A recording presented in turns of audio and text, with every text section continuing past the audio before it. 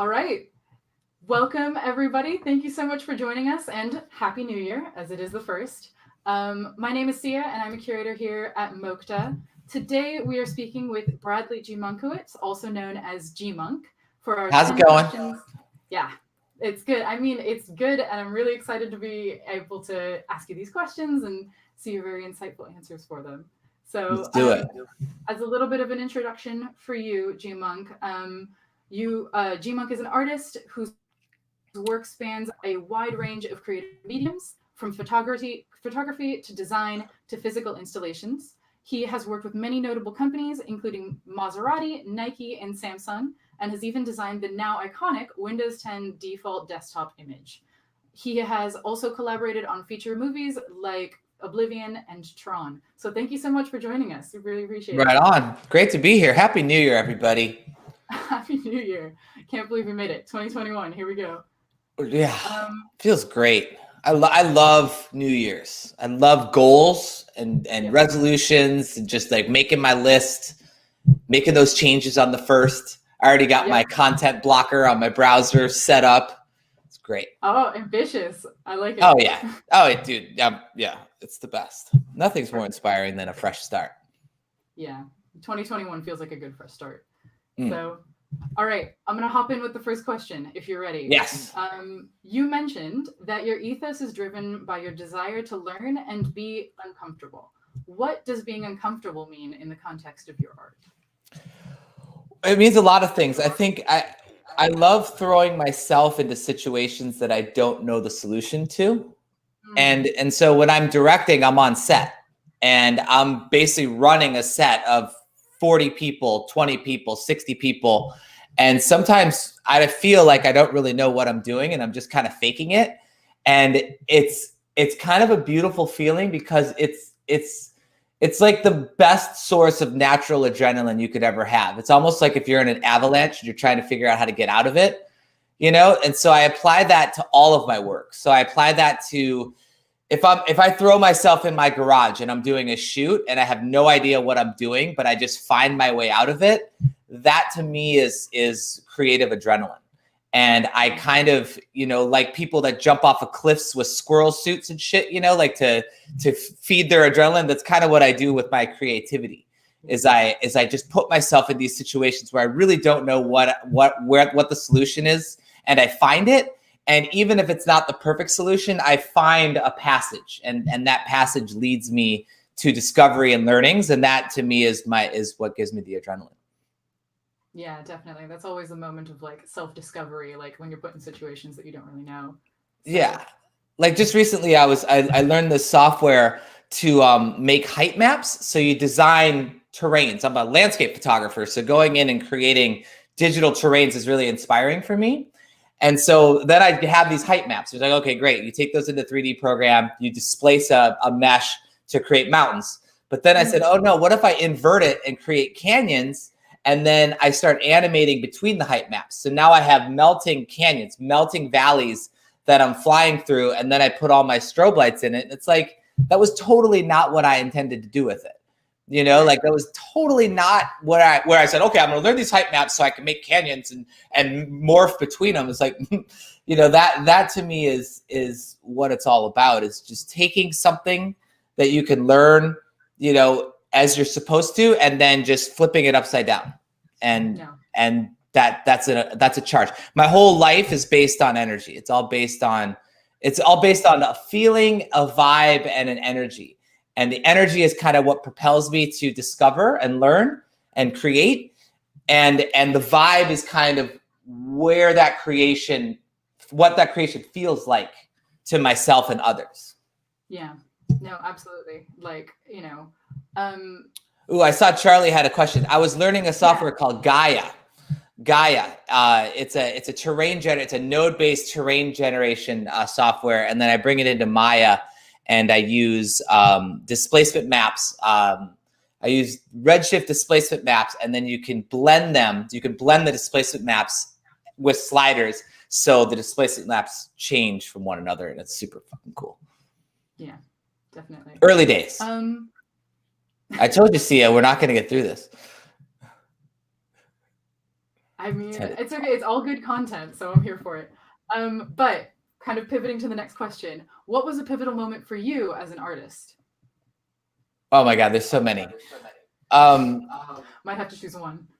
Yeah, I think going back, it kind of goes to the first question. I think whenever the mediums blend, whenever the mediums and the executions blend together, where photography and live action blend with CG and practical setups blend with CG, and how it all just kind of melts together, where you look at the work and you don't really know how it was made, is where I want to be. That's where I want to be, where it's like, oh, that actually kind of does look like CG, but it's not. It's actually live action, or that looks like live action. It's actually CG. I think that's where I want to be. I want to be somewhere where all of the executions kind of blend together, and I will never do one thing. I'll never just do one thing. I'll always take different learnings from different mediums and mesh them together. And that's where I'm happiest. So that's that's ongoing. I've been doing this 20 years. So that's just an ongoing thing where I never really want to have a style. I want to have a feeling and a vibe. Yeah.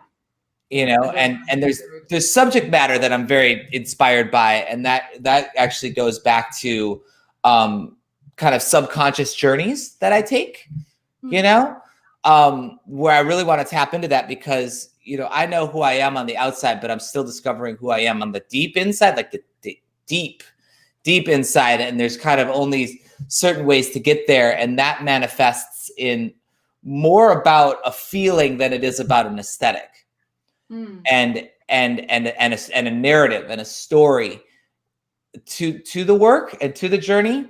And so that's what I'm kind of obsessed with. And I think 2021, there's a whole slew of adventures into the subconscious that I have planned. Gonna go a lot more aggressive this year than I have in the last few years. Yeah, absolutely. Yeah. Next question for you. What are you inspired by? Oh my God. Nature, music, psychedelics, dreams, the afterlife, reincarnation, the multiverse theory. I was talking to my wife last night, and I was just saying, what if our dog was a reincarnation of one of our relatives from the past? But what if in a parallel universe, that same reincarnated being was someone else, and we're all living in these parallel universes? So we actually have these multiple lives happening at the same time, but they could communicate with each other through the subconscious. Just, it's just amusing. It's just amusing.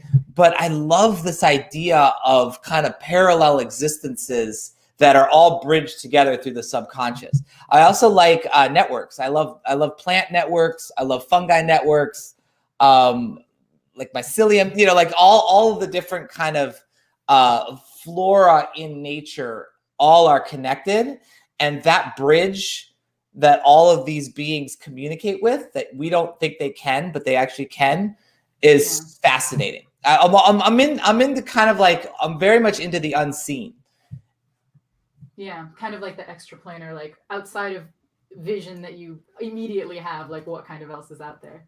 Yeah, that's right. And just like the things that bring you questions. And I think that informs my work. Like, we're looking at a piece here, and like, this is something that I actually saw on a psychedelic trip, on a 5-MeO trip. And it was just like, how do I recreate this? Like, how do I recreate this? I want that detail. I want that kind of that multiple like portal reacting with light, because a lot of my psychedelic experiences are based on light, interestingly enough. And that's why I work with light so much, because I love kind of the way that light bends and blooms, and how you can filter it with diffusion and streak filters, and just, it's all very photographic in a way, but the way that it behaves in this kind of web of portals is very psychedelic to me. So no, absolutely. I'll never be able to perfectly execute this stuff because it's way too detailed, but I try. It's always good to try. It's always good to try. Next question for you. You mentioned in a recent talk that you wanted to dedicate the next year of your art to simulations, so things like fluids or smoke or fire. How do you feel that getting good with these concepts will contribute to your future art? Are you kind of more interested in getting like more realistic, or is there another goal in mind that you have? I think that I'm very, very inspired by nature and manipulating nature. And so with simulations, it's like I feel like I'm a wizard. You know what I mean? Like it's like I'm taking a body of water and I am swirling it in any way I want, and I'm watching it manifest into shapes, and then I control the way that it meshes and forms these shapes. And it's all very dynamic and all very it's just very beautiful to watch. And then from that, it's like, okay, now I want to make a sculpture with it. I want to light it a certain way and fly through it and make it look like something that actually would exist in reality. So the whole process of that is super fun. So I'm working with Maya and Bifrost to do fluid sims and Embergen to do smoke sims, and it's just super. It's just fun. It's a fun escape. It's an escape room for me. Yeah, definitely. Yeah, and I think that I think the more I learn, 3D is where I'm the most uncomfortable. That's where I'm the most uncomfortable because it's so vast and it's so technical and there's so many things that can go wrong. And so it's just kind of an escape for me to be uncomfortable, but to discover. Yeah. And live action is a little bit more, it's a little bit more pressure packed, especially when you're on set, but it's a little bit more known. And it's harder in different ways. It's more challenging in different ways. But the 3D and kind of going into simulation art is just me getting lost by myself, and I'm not dependent on anybody. Yeah. And I love it. Yeah. Next question for you.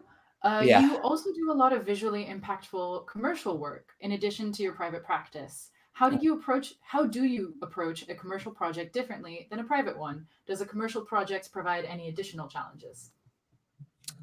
Well, yes, a commercial project provides challenges because it's not yours and you are solving problems for somebody else. Yeah. Right. And so the whole, when I was younger, I was mean to agencies and just like it was very precious about it. And I was just like, get mad all the time. And as I've gotten older, I realized that my job, I'm hired to solve their problems. And so the more collaborative I am, the better everything goes. And, and the thing I love about commercial work, and this is what's so interesting about this new movement into crypto art and NFT, is that this gives me an opportunity to do less client work, right? As now there's way more support for art in a scene that I like. The fine art scene I struggle with because it's just not, it's just really tough.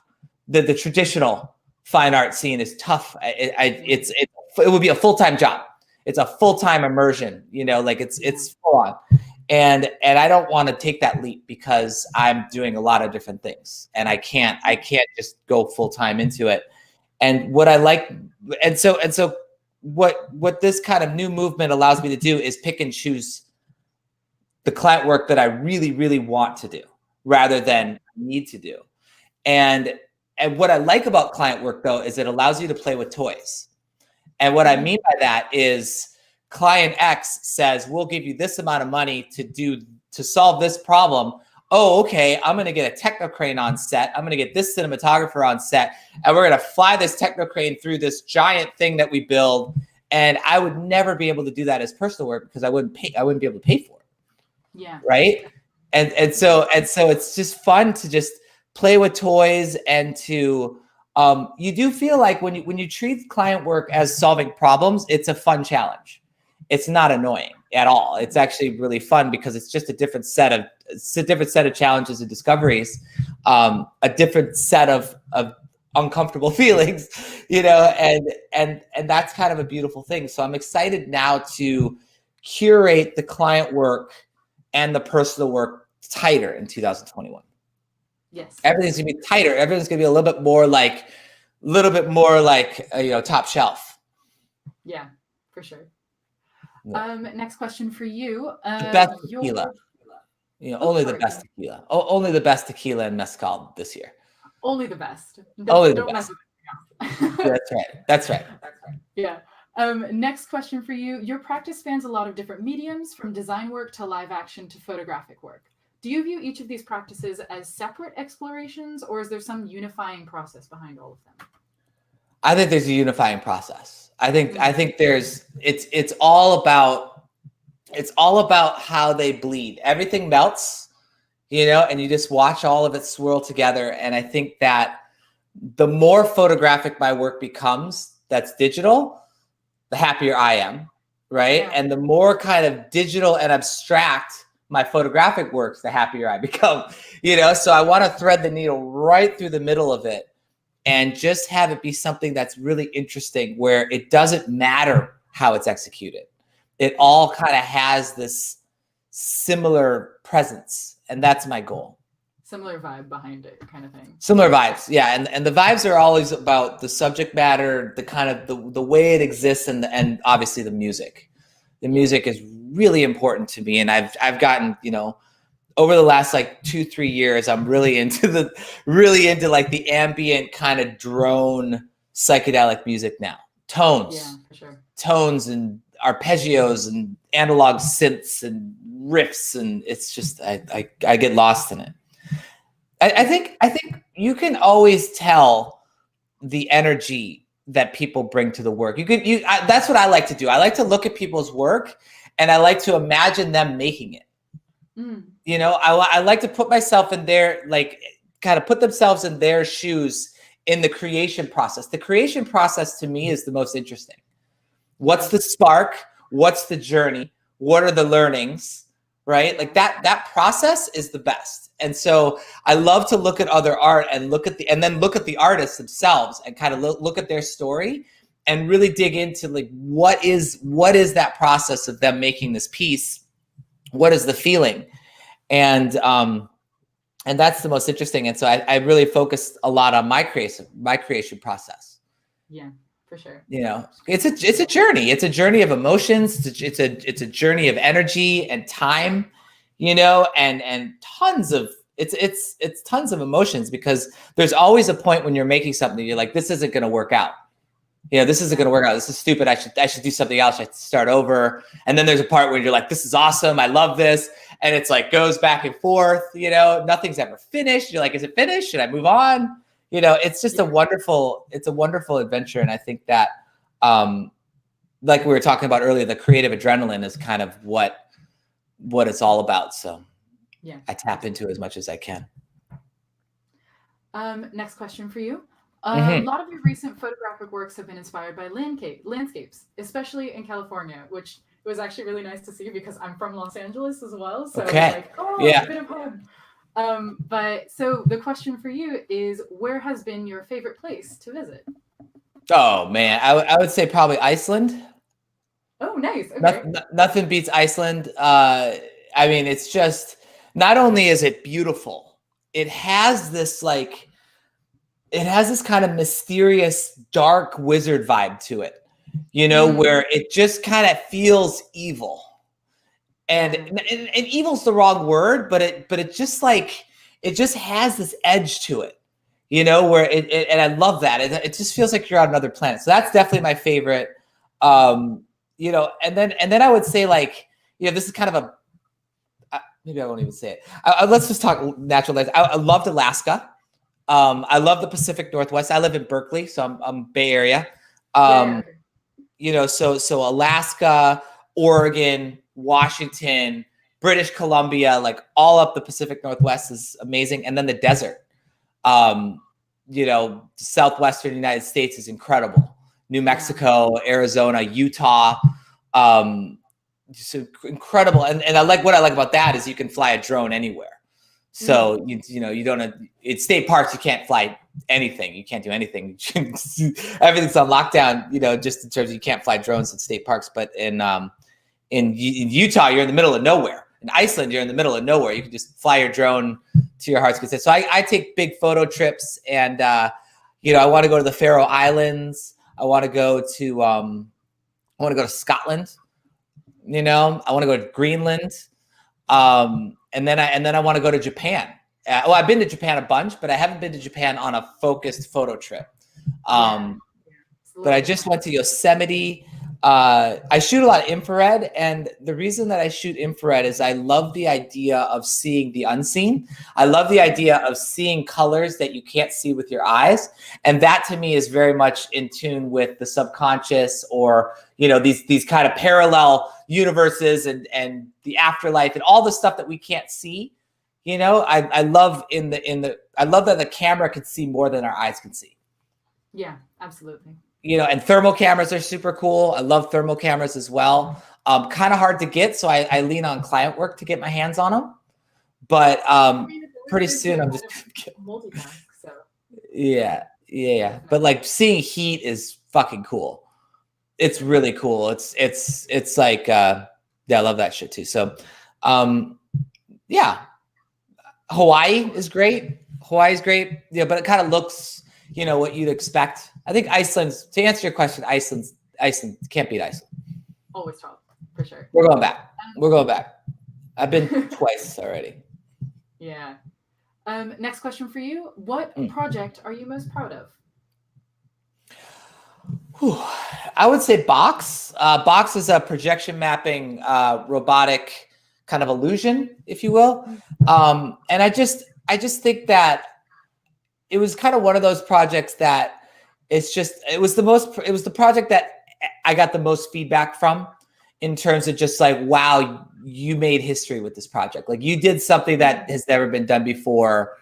And it's done in such a way that it's a technology demo, but it's done in such an artful way that it just felt good. And then Windows too, because that's a photograph, right? That's a photograph. And when we approached that brief, we were like, okay, if we're gonna do this, it needs to hold up to the test of time. And so what's the best way to hold up to the test of time is to make it a real thing. Right. CG, things are always changing in like the synthetic world. Right. But the real thing will never date because it's real. Like, we're looking at an image right now, and that's real. That's never going to date because it's a real thing. It's matter. It's physical. It exists. It's like it's a real thing. And that's the same with that Windows logo. It's lasers. It's lasers and fog. And we had to do some really interesting camera mapping tricks to kind of get the perspective of the logo to work in practical space. And I just look at it, it's scary because you do a Google search for like a computer monitor, or do a Google search for a PC, and it's like Windows logo, covers the whole screen. It's fucking, I can't escape it. Right. But I look at it and it's like, yeah, that was real. It's like Close Encounters, my favorite film of all time, really into aliens, as you could probably imagine, extraterrestrial life. And, Steven Spielberg back in that era was just crushing it, right? Just fucking the best. And those UFOs in Close Encounters are real. Everything's real in that film. Everything's real. And the CG things where like the UFO and the plate, that's optical printing. So that's actually real too. That's two films, negatives exposed together through an optical printer, right? So it's like everything is real in that film. You watch it today, it totally holds up. It totally holds up, and it's because it's all real. And that's always been my approach with practical, is just, it has this presence to it. When it's a physical object, it has a feeling. It's matter. It exists. And so I love a lot of my work to be real. Lots of mirrors and lights and optical aberrations, filters. Yeah, for sure. Next question for you. Okay. What is something you've kept with you from the beginning of your art practice? Well, I'm sorry. What was what? What's something you've kept with you from the beginning of your art practice? In terms of like a physical object? Physical object, feeling, something that you hold, like a like ethos, whatever you feel like is the most appropriate way to answer. I think when I went to school in Humboldt State, so it probably explains my love of the Pacific Northwest. It was basically right next to a redwood forest up in Arcata. And I just remember learning Photoshop, and I was big on Flash, Flash actually just died yesterday. Oh, Everyone was mourning. It's yeah. And yeah, but I mean, I was big on Flash, and Photoshop and After Effects were the first 3 programs I learned. And I I just remember the feeling of learning Photoshop for the first time and learning Flash for the first time, and that charge, that energy of just like, holy fuck, like, oh my God. And your brain starts racing. When like something kind of gnarly happens to you and you think about all the consequences in like 5 seconds, you just thought like 30 things at once. Like an when you learn something a little bit. Like, So when you learn something, you do that as a creative. You say, okay, this is all the things I can do with this new technique or this new discovery. And that feeling of me sleeping in the computer lab in college, learning Flash and reading the books, because that's all we had back then. I think, sorry, I just don't want to sound too old here, but I think that feeling is what I tap into constantly still after 20 years. And whether it's playing with robots or playing with projection mapping or playing with LEDs or CG or fluid sims or photography or garage shoots, like whatever it is, what I'm seeking is that feeling. And that feeling is a spark. That feeling is a charge. And as long as I can tap into that feeling, doing as many different things as I can, exploring as many different mediums and challenges and collaborations and settings, then I'm going to be okay because I'm going to be happy. And that's all I care about is I'm a creative professional and I want to be happy. I want to be inspired and I want to be happy. I don't do work that other people think I should do, or I don't listen to anything. I just exist in kind of my own path of discovery. And that's all there is for me. I think that's all I care about. Yeah. It's a good sentiment to keep with you for sure. Yeah. So final question. What is next for you? Well, like I said, this year, I really want to go back into, my journeys kind of with psychedelic substances is an ebb and flow thing. Some years it's really hardcore, and some years it's really chill. And 2021, I want some big sessions, some day-long sittings, and there's like a new chapter coming in my life. I got married 2 years ago, and we're looking to start, we want to start a family, and it's like a whole new chapter. And before I bridge that new chapter, I need to do a little bit more soul searching. Yes. And so I think that's going to be a big part of this year is just peeling off more layers of the subconscious, and just kind of really questioning my existence. And like what's underneath, what is purpose? So that's a big part. And then I think that I'm going to do shoots that are big and small. So more big commercial projects, but more, I'm setting up my garage as a small shoot studio this year. And so there's gonna be a lot of time in there with the music playing, and the Dyson heater, and my tabletop stuff. And so I'm really excited to go into that world. Photography adventures, more learnings on the CG front. One big thing I really want to learn this year is volume displacement. So I do a lot of fluid sims, but I want to use those fluid sims to displace objects and kind of and get that really organic feeling of displacement. And that's really interesting to me. And I want that to be music driven. So I want to take amplitudes from frequencies of waveforms and let that amplitude drive certain moments in an animation. So there's a lot to do this year. There's a lot to do. For sure. Yeah, and it all just exists right here, in the sketchbook. It's all words and drawings and just kind of like, little things. But that's how it starts. It can't start from This is how it starts. Yeah. And it's just I love I love just getting lost in this, you know, just getting lost in this. And it's just, you know, and then I look back on it and I keep going, you know, this is everything, you know, this is where it starts. And walks, you know, and walks and showers. Showers are a great place for ideas. I kind of have all my epiphanies in the shower, and it goes from walks in nature to the sketch pad to the shower. Yeah. That's my process. Honestly, it's a good process. That's my process. Yeah. No, but I feel very encouraged this year because, you know, obviously for the reasons that I'm sure everyone's been talking about, is that how kind of fucked up last year was in so many ways. And, you know, I feel that this pause for all of us, there's a lot of good in that.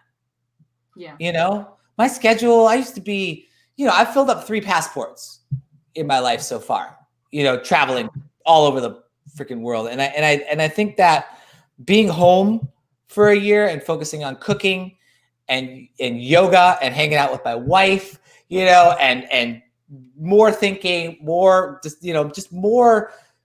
Now I had the, you know, in April and March and April, you had 2 months where everything was shut down. And I was like, okay, I'm going to learn fluid simulations. You know, it's like the first thing.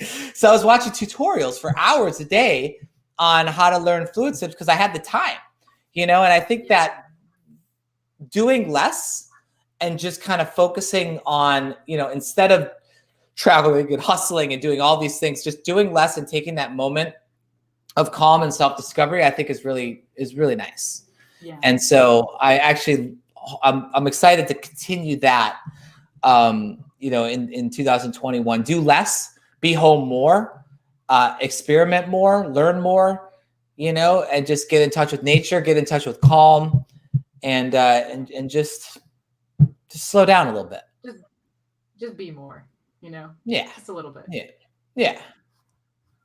So I think that's it. That's all my questions for you. Thank you so much for joining us. I really appreciate it. It only took 34 minutes. A cool 34 minutes. It's good. Cool. Thanks for letting us go over. I knew that was going to be a tough one to fit into 10 minutes. No, it's okay. I think the answers are more important than anything. So, like, you know, glad that you felt like comfortable enough to kind of go off how you needed to. That's good. But yeah, thank you everyone else for joining us today. And see you here next time for 10 questions in 10 minutes. I'm looking forward.